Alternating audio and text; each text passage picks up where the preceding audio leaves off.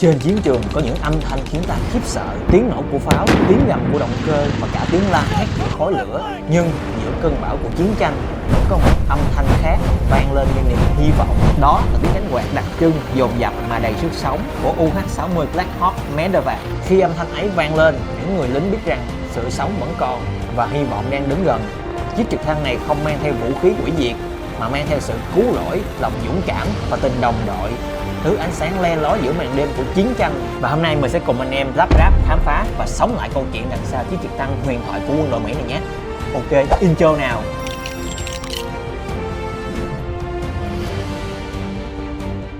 Đây là phiên bản UH-60Q hoặc cũng có thể là phiên bản HH-60M, phiên bản mới hơn.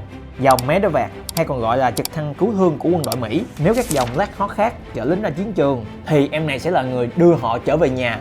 Một là còn sống, hai là xanh cỏ. Bộ mô hình lắp ráp này mình mua từ hãng Sloben thì rất là quen thuộc đối với khán giả của kênh Khang Riết rồi phải không? Tỷ lệ của em này thì mình kiếm thông tin trên mạng với lại tìm trên trang của nhà sản xuất á, thì không có thấy họ công bố, nhưng mà đại khái á, là khoảng chiều dài của nó là khoảng 40 cm.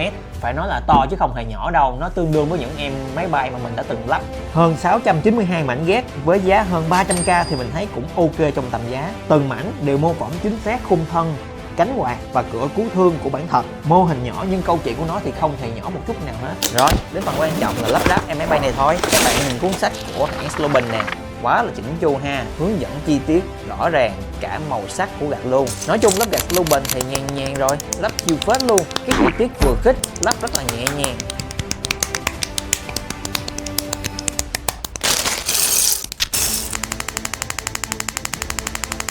Toàn bộ mô hình mang màu sắc đen và logo chữ thập cứu thương ở đây. Từng mảnh nhỏ dần kết nối lại với nhau, giống như những con người trong chiến trường. Dù khác nhiệm vụ vẫn cùng hướng đến một mục tiêu duy nhất, đó là đưa đồng đội trở về nhà.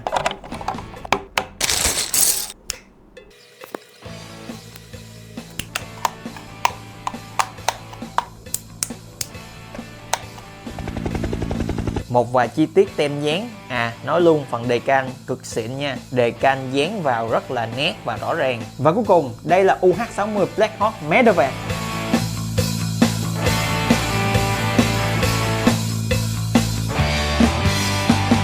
Chắc hẳn các bạn đã quen thuộc với âm thanh chụp phát ra từ cánh quạt hai cánh của chiếc UH-1. Tuy nhiên, ngay cả khi trước chiến tranh tại Việt Nam kết thúc thì quân đội Mỹ cũng đã phát hiện ra những mặt hạn chế của chiếc trực thăng Huey và bắt đầu tìm kiếm một nền tảng trực thăng đa dụng nhằm để thay thế, có hiệu suất, tầm bay, khả năng mang vác và trên hết là khả năng sống sót cao hơn. Kết quả là chiếc trực thăng UH-60 Black Hawk ra đời. Bây giờ hãy cùng mình khám phá kỹ từng phần của chiếc máy bay và tìm hiểu vì sao người ta gọi nó là thiên thần hộ mệnh trên bầu trời. Cho bạn nào chưa biết thì UH-60 Black Hawk diều hâu đen là một máy bay trực thăng đa dụng hai động cơ hạng trung do Sikorsky Aircraft chế tạo, nay thuộc tập đoàn rất là nổi tiếng là Lockheed Martin, một nhà sản xuất quốc phòng và hàng không vũ trụ của Mỹ.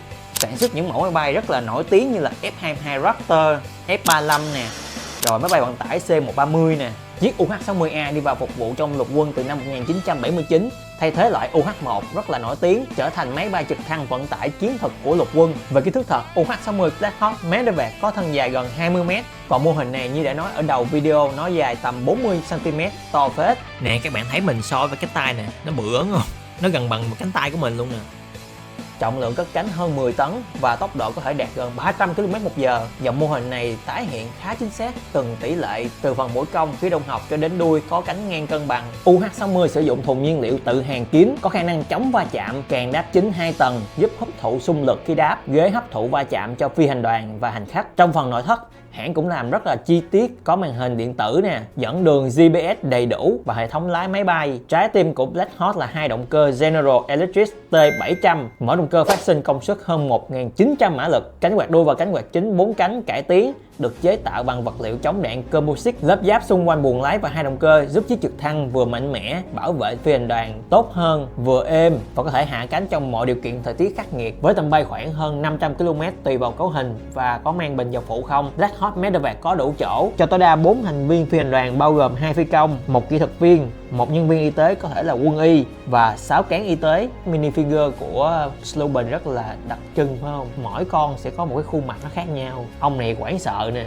ông này là người đang tập trung cứu nè. Ở phiên bản Medevac, hệ thống điện và điều khiển cũng được tối ưu cho các thiết bị y tế trên khoang, nghĩa là khi mọi người đang chiến đấu, chiếc máy bay này giữ nhịp tim, chạy đua với thần chết để giành lại sự sống cho đồng đội. Bên trong khoang, Black Hawk Medevac có hệ thống oxy được gắn cố định trong thân, đi kèm bảng điều khiển điện cho thiết bị monitor, hút dịch, máy điện tâm đồ tích hợp, hệ thống chăm sóc y tế, máy theo dõi bệnh nhân trên đường bay. Thực tế đây không chỉ là trực thăng mà là một phòng cấp cứu bay giữa vùng đạn lửa. Xin nhắc lại, bản thân UH-60 chủ yếu là máy bay vận tải đa dụng chứ không phải là trực thăng tấn công chuyên dụng. Khi ra chiến trường để cứu hộ thì chắc chắn phải có trang bị tự vệ rồi, đúng không? Dù trang bị biểu tượng chữ thập đỏ, UH-60 Medevac vẫn được trang bị hệ thống phòng thủ điện tử như radar cảnh báo, thiết bị phóng mồi bẫy nhiệt và chống tên lửa. Ngoài ra máy bay còn được trang bị 2 súng cố định hai bên GAU-17 hay còn gọi là 6 nòng ấy. Vì trên chiến trường, ngay cả những người cứu thương cũng phải sẵn sàng để sinh tồn. Nhờ vào thân hình mảnh mai và bộ cánh có thể gấp gọn để đáp ứng yêu cầu của lục quân Hoa Kỳ về khả năng được vận chuyển dễ dàng trên máy bay vận tải,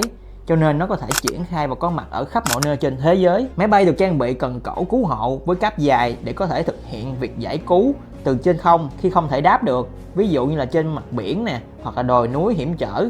Khả năng chịu tải của nó lên tới 270 kg lận á. Xét trên mọi phương diện thì UH-60 Black Hawk được xem là một thành công to lớn, hiện đang được hơn 30 quốc gia trên toàn thế giới sử dụng. Ví dụ như là Mexico nè, Colombia, Nhật, Hàn, Philippines, Thái Lan nữa.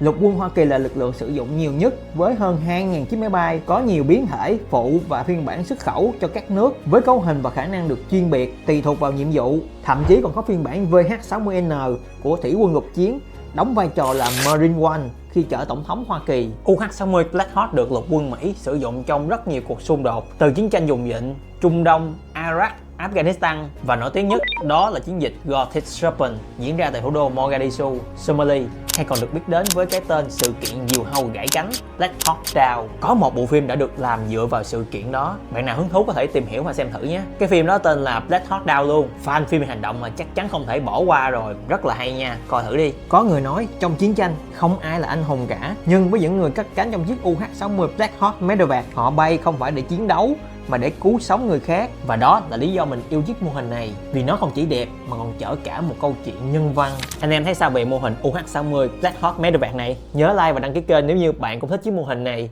và câu chuyện đằng sau của nó nha. Còn bây giờ cơ trưởng Henry xin phép được hạ cánh và hẹn gặp lại các bạn trong video kế tiếp.